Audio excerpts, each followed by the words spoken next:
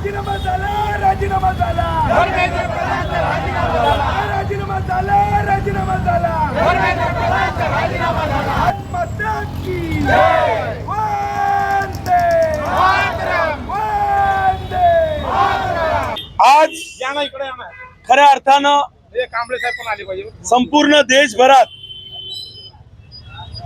युवा शक्तीचा आणि जनजीचा विजय झालेला आहे। कारण हे सरकार एवढं क्रूर आहे, हे सरकार एवढं निर्दयी आहे, हे सरकार एवढं असंवेदनशील आहे की सोनम वांगचुक हे मरण गतीला टेकलेले असताना सुद्धा यांनी धर्मेंद्र प्रधानांचा राजीनामा कबूल केला नाही किंवा सीजेपीचं संसद घेराव आंदोलन झालं तरी सुद्धा यांनी उलट लाठीचार्ज करून तरुणांना धडा शिकवण्याचा प्रयत्न केला।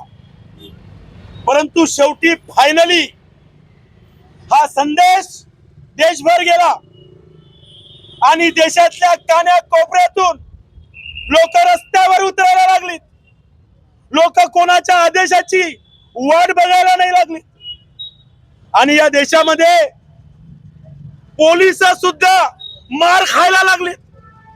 इथला गोदी मीडिया सुद्धा बाजूला टाकण्यात आला आणि जनजीनं संपूर्ण आंदोलन जेव्हा हातात घेतलं तेव्हा या नालायक नरेंद्र मोदीला रात्री 12-1 वाजता येऊ स्वतः एवढा मोठा चेहरा घेऊन स्वतःची रील काढावी लागली आणि अर्ध्या रात्रीत पोस्ट करावी लागली।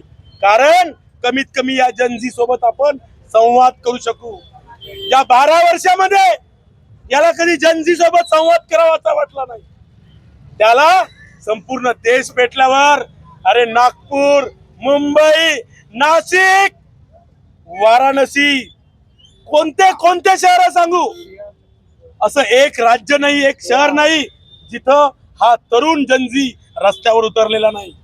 अक्षरशः या सरकारची फाटून गेली होती आणि त्यामुळे मजबुरी का नाम महात्मा गांधी म्हणून या क्रूर असंवेदनशील सरकारने धर्मेंद्र प्रधान यांचा मजबुरी खातीर हा राजीनामा कबूल केलेला आहे। आम्ही याला जनजीचा विजय समजतो। हे सरकारचं अजिबात श्रेय नाही, सरकारचा अजिबात संवेदनशीलपणा नाही, या सरकारचा हा नामर्दपणा आहे, गांडूपणा आहे। सरकार या जनजीला घाबरली आहे। धर्मेंद्र प्रधान का इस्तीफा तो एक झांकी है, मोदी सरकार अभी बाकी है।